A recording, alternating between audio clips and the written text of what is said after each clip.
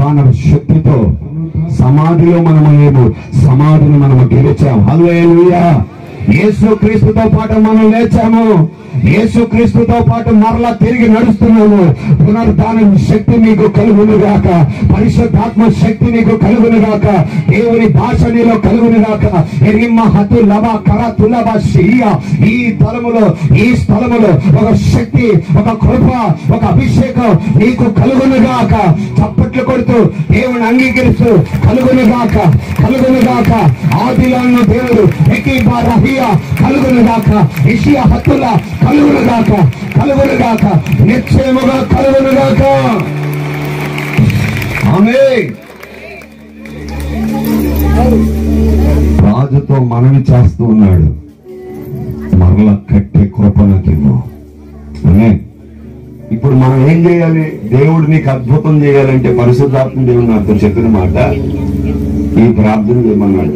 ఇంటికి వెళ్ళాం కదా ఇప్పుడే. ఎప్పుడు?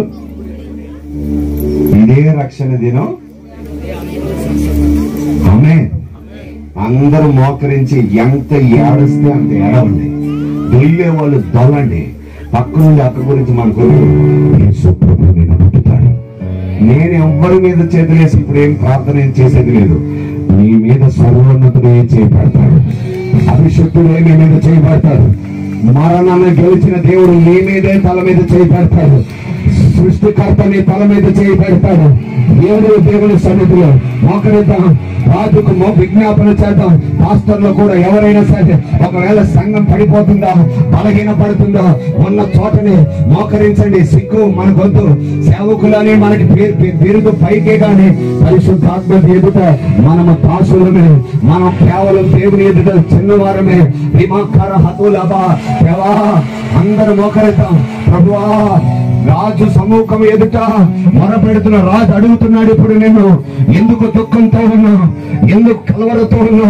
సమాధాన గోడలు పడిపోయాయా? బలహీనమైన గోడలు పడిపోయాయా?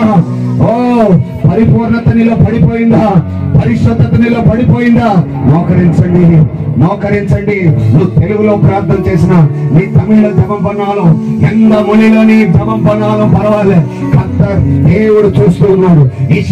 ఈశుమసిమే, ఓ దేవుడు చూస్తున్నాడు. యేసుక్రీస్తు నిన్ను చూస్తూ ఉన్నాడు.